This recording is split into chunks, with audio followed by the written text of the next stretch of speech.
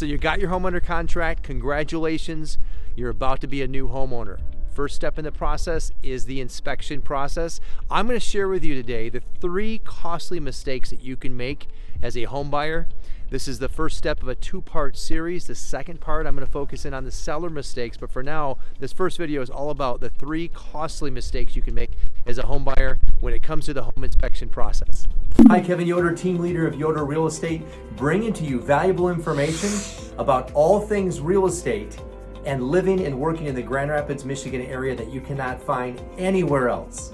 And if you like this video, make sure you like it and subscribe to it so that you can see more content just like this. Okay, mistake number 1, you're a home buyer, you have your home under contract, and now you're gonna have inspections done. The first mistake that you can make, and hopefully you've hired an excellent fiduciary agent who will guide you through the process, is that if you ask for a repair instead of a credit, that'd be a big mistake, and here's why. Because the seller is not going to be as good as or as thorough at that repair as you might be. Think about it. You ask them to fix something, they get their cousin Joe to knock it out before the closing. They will not spend the time, they will not put in the care or the quality to get a contractor the way that you would as the home buyer. So instead, ask for a credit, because then you can take control of the process and make sure that the repair is done the right way. And you can also then get it to be a credit towards your closing costs. So what that looks like is if you ask a seller to contribute, say, $3,000 towards your closing costs, you can then keep that money in your bank account, which then puts you in charge of who does the repair and what quality that repair is done with. Buyer costly mistake number 2 when it comes to the home inspection, and that is skipping the home inspection. I know we've seen it in the last couple years where buyers are skipping the home inspection. I would never advise doing this unless you have insights into the property and maybe you're a builder or a contractor, but hear me out on this one. The only chance to get your home inspected top to bottom is during the inspection process. So instead of skipping the inspection, by the way, if you don't do this, think about this for a second. We have so many buyers that say that their mom or their dad or their cousin or their uncle is going to walk through the property with them. The uncle, unless he's a certified HVAC contractor, doesn't know if the furnace is leaking carbon monoxide. I've seen that before. My dad walked through. Well, guess what? Did your dad have a detector for carbon monoxide? If not, they're missing out on these things. Or how about, did your dad crawl through the attic to check for mold? The answer is likely no. And so these are the things that a home inspector does. So instead of this, by the way, this is all market dependent. The last couple of years, we saw that all the time where buyers would skip inspections, and you can do it. It's just not recommended. This is your one shot. So how do we get around this? Well, one way would be to get a pre-inspection, actually have an inspector lined up. Your agent should be able to advise you how to do this. Get that inspection done before you put your offer in. Then make your offer not contingent upon inspection. If you can't do that, the timing's not right, then the second way of doing it would be to get your inspection done as a pass-fail. In other words, you'll have your inspection done within 24 to 48 hours of the offer acceptance and have it be pass-fail, meaning indicate in the offer that you're not going to ask the seller to make any repairs. It'll just be for your sake, and it's called a pass-fail inspection, meaning you can walk away if you don't like how things are, but you're not going to ask them to make repairs. Okay, number 3, the third costly mistake you can make as a buyer is to not attend your inspection. So imagine what you'll learn by walking through the home with your inspector. You're walking around behind him or her, they're talking about the property. This is so much different than just looking at a black and white report.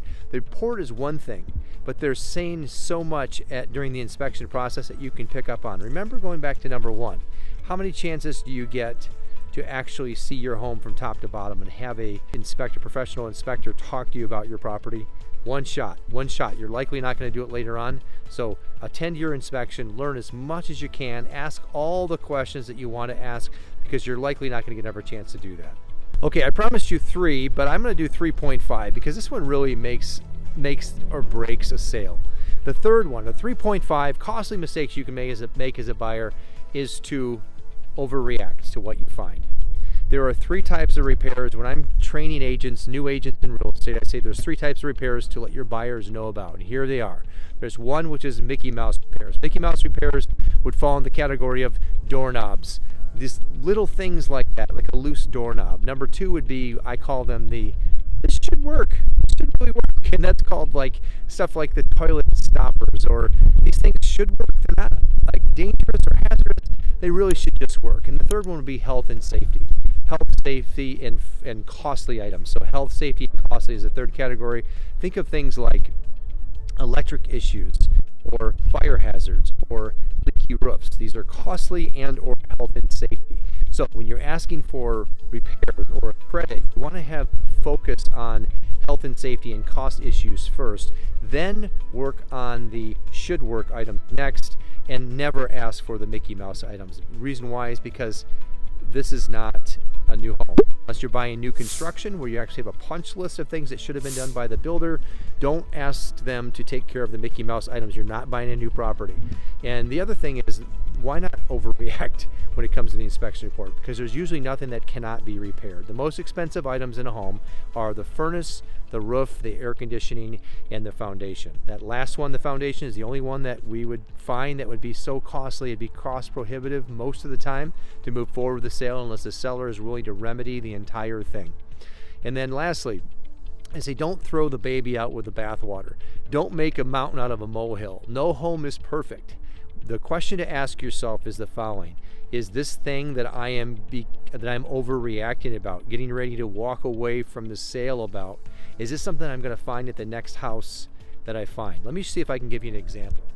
So you see the chimneys there. I know you know what a chimney looks like, but there is one thing that we see all the time. These chimneys they're sparring, or there's loose mortar. And you know, if I went up and did a visual inspection at any one of these chimneys on the street, you'd find that a lot of times they're doing that. So are you going to kill a sale, walk away from your dream home, just to go find that at another property? So ask yourself that very important question. Am I likely to, and ask your agent to help you out with this one, am I likely to encounter the same thing at the next property for a home that I don't like as much? And am I just going to spend more money for another inspection and or end up buying a house I really don't like?